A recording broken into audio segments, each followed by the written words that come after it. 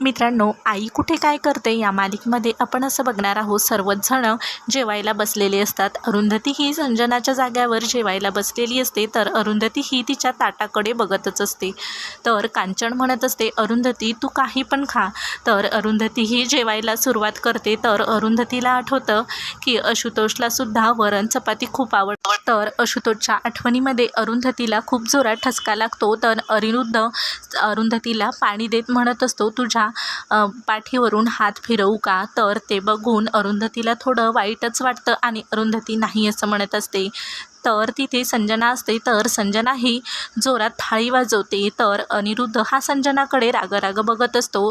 तर अरुंधतीलाही ते बघून खूपच वाईट वाटलेलं असतं. तर इकडे सुलेखाताईने अरुंधतीचं सर्व काही सामान बॅगमध्ये भरून ठेवलेलं असतं आणि तानपुरासुद्धा. तर सुलेखाताई ह्या नितीनला म्हणत असतात, हे सर्व काही सामान हे अरुंधतीला देऊन द्या.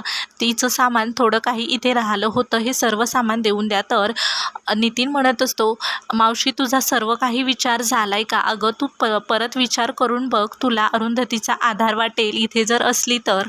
तर सुलेखाताई म्हणत असतात मी जगण्यासाठी खंबीरपणे उभी आहे ना. आणि अरुंधतीने सुद्धा तिला तिच्या मुलं आहेत की तिकडे, आणि तिने सुद्धा या सर्वातून सावरावं असं म्हणतच सुलेखाताई ह्या अनिशला म्हणत असतात, तुझी बायकोसुद्धा सतत इथेच कमी आणि माहेरामध्ये जास्त राहत असते. तर ते आणि अनिशलाही सुलेखाताई सांगत असतात की ईशा इथे राहत नाही आणि तिकडे जास्त राहते म्हणून. तर अनिशलाही त्याविषयी थोडं वाईटच वाटत असतं आणि अनिश गपचूपपणे उभा राहतो.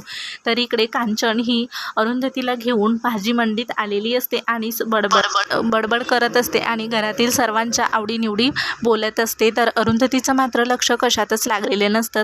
आणि कांचन म्हणत असते, आता अरुंधती तू आलीस ना, आता सर्वांच्या आवडीनिवडीची भाजी आज तूच बनव असं म्हणतच कांचन ही अरुंधतीला बोलण्याचा खूप प्रयत्न करत असते. पण अरुंधती मात्र खूपच गप्प असते आणि शॉकमध्ये असते. तर इकडे सर्व काही बायका तिथे भाजी घेण्यासाठी आलेल्या असतात. तर त्या बायका म्हणत असतात, खरंच या बिचारीची किती वेगळी परिस्थिती झाली, पहिल्या नवऱ्याचं तसं आणि आधीच्या नवऱ्याचं असं म्हणतच. तर लगेच दुसरी बाई म्हणत असते, काय माहिती ॲक्सिडेंट झाला की इनेच मारून टाकलं. तर कांचन त्या बायांवर खूपच भडकते आणि त्या बायाला बोलू लागते. असं करतच कांचन ही अरुंधतीच्या हाताला हात धरत अरुंधतीला तिथून घेऊन जाते. तर इकडे अनिश म्हणत असतो, आजी मी पण हे घर सोडून इथून जाऊ. तर सुलेखाताई म्हणत असतात, बाळा मी असं म्हटले नाही, पण मला माहिती नाही हे घर किती दिवस राहील, कारण मी इथे माणसात राहणार नाही असं नाही. आणि असं म्हणतच सुलेखाताई ह्या नितीनला विचारत असतात की नितीन, अशूने जे नवीन आश्रम सुरू केलं त्याचं बांधकाम कुठपर्यंत आलं. तर नितीन म्हणत असतो, बऱ्यापैकी झालंच आहे. तर सुलेखाताई म्हणत असतात, मग त्याचं काम झालं की मी तिकडेच राहणार आहे कायमची असं म्हणतच असतात. तर आणि असं बोलतच तिथून निघून जातात. तर अनिश हा नितीनला म्हणत असतो, हे सर्व सामान मी अरुंधती मॅमला देऊन येतो, कारण मला अरुंधती मॅमला भेटायचं आहे, बघायचं आहे. तर नितीन म्हणत असतो, हो मलासुद्धा अरुंधतीला बघायचं आहे आणि बोलायचं भेटायचं आहे असं म्हणत असतात. तर इकडे अरुंधती आणि कांचन ही दोघीजणी घरी जायला निघतात. तर अरुंधतीला भात झालेला असतो आशुतोष. तर अरुंधती ही त्या गाडीजवळ जाते आणि आशुतोषला आवाज देतच एका माणसाला आवाज देत असते. तर तो माणूस हा बघतो तर तो दुसराच कुणीतरी. तर त्या माणसांचा चेहरा बघितल्यानंतर अरुंधती त्या माणसाला सॉरी म्हणते. तर कांचनसुद्धा म्हणत असते सॉरी, तिचा काहीतरी तर इकडे देशमुखांकडे गुरुजी घरी आलेले असतात. तर सर्वांनाच प्रश्न पडत असतो, यावेळी गुरुजी कसे आले घरी. तर गुरुजी म्हणत असतात की कांचनताई कुठे. तर अरुंधतीला कांचनताई बाहेर घेऊन गेल्या. तर अरुंधतीविषयी आप्पा खूपच भावनिक होऊन बोलत असतात आणि खूपच रडत असतात. तर आप्पा म्हणत असतात, माझ्या लेकीने कुणाचं वाईट केलं काय माहिती, तिला एवढं मोठं दुःख तिच्या डोक्यावरती दिलं असं म्हणतच आप्पा खूपच भावनिक होऊन रडू लागतात. तर अनिरुद्ध हा गुरुजींना विचारत असतो, तुम्ही इकडे कसं काय येणं केलं. तर गुरुजी म्हणत असतात, कांचनताईला येऊ द्या. तर आप्पा म्हणत असतात, कांचन येईलच एवढ्यात. तर तेवढ्यातच कांचन आणि अरुंधती ह्या दोघीजणीही तिथे येतात.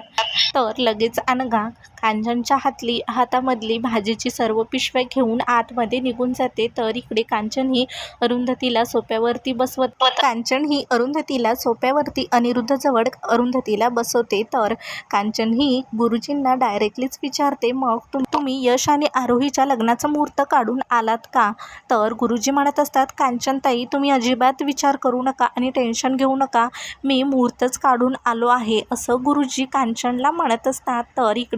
तर अरुंधती ही अनिरुद्धजवळ बसलेली बघून संजनाचा खूपच जळफळाट होत असतो आणि संजना ही अनिरुद्धच्या समोर जाऊन उभी राहते. तर इकडे यश हा कांचनला म्हणत असतो, मी अजिबातच लग्न करणार नाही एवढ्यात, तू आईची अवस्था बघतेस ना, तर अशा परिस्थितीमध्ये मी लग्न करणार नाही.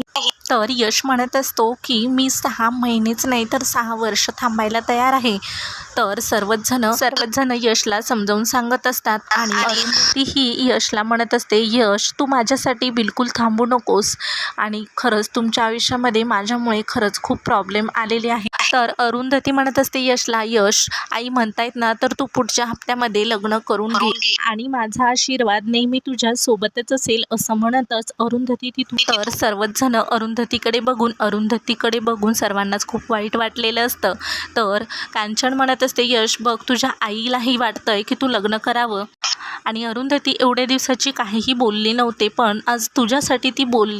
तर यश म्हणत असतो, मी आईची अवस्था बघतेस ना तू, आई माझ्या कोणत्याच फंक्शनमध्ये किंवा कोणत्याच लग्नाच्या कार्यामध्ये आई सहभागी होणार नाही आणि अशा परिस्थितीमध्ये मी लग्न नाही करणार. तर कांचन म्हणत असते तुझ्या थोडं लग्नाच्या कार्यामध्ये तू थोडंसं तिचं दुःख विसरून जाईल आणि अरुंधतीचं सर्व काही मन तुमच्यातच गुंतलेलं आहे. हे बोलणं ऐकून यश मात्र लग्नाला तयार होतो. मी आईसाठी लग्न करायला तयार आहे असं म्हणतच यश हा लग्नासाठी तयार होतो. तर इकडे कांचन ही लग्नाची तयारी करण्यासाठी सर्वांना सांगत असते. तर कांचन म्हणत असते, संजना तू ऐकलं का मी काय म्हटलं ते? तर संजना म्हणत असते, पण मी काय या लग्नाला तयार होऊ, कारण मला या लग्नाला पहिल्यापासून विरोधच होता. माझ्या गौरीला दुखवून हे लग्न करत आहात तुम्ही. तर अनिरुद्ध हा संजनाजवळ जात म्हणत असतो, हे सर्व काही तू अरुंधतीमुळे तरी करू शकशील ना, असं म्हणत असतो. तर संजना म्हणत असते, अरे तिच्यातला अंगातला सर्व आत्मा निघून गेला. तर संजना ही उदाहरण देतच म्हणत असते आणि बोलत असते की एखाद्याच्या गाडीमधलं पेट्रोल संपलं तरी त्याला म्हणायचं गाडी चालव, पण ती गाडी कशी चालेल, त्याच्यामध्ये पेट्रोलच नाही आहे. तर अनिरुद्ध चिडूनच म्हणत असतो, तुला जर या लग्नामध्ये सहभागी व्हायचं नसेल तर तुला या घरचे दरवाजे उघडे आहेत, तू या घरातून निघून जा. तर संजना चिडूनच म्हणत असते, म्हणजे मी इथून निघून गेली की तुला सर्व रान मोकळंच आणि मला माहिती आहे तुझ्या डोक्यामध्ये काय चालू आहे ते, त्याच्यामुळे मी इथून कुठेही जाणार नाही आहे. तर इकडे अरुंधती ही आशुतोषचा फोटो घेऊन आशुतोषच्या फोटोला बोलत असते आणि म्हणत असते, आशुतोष मला माझ्या हक्काच्या घरी जायचं आहे, पण सुलेखाताई माझ्यावर खूप चिडलायत, तुम्ही सांगा ना त्यांना समजावून, असं म्हणतच तर जोरात वारा येतो आणि अरुंधती ही खिडकीजवळ जात आशुतोषचा भास होतो आणि म्हणत असते, मला माहिती आहे आशुतोष तुम्ही सांगा ना सुलेखाताईला समजावून. आणि हे सर्व काही यश बघत असतो.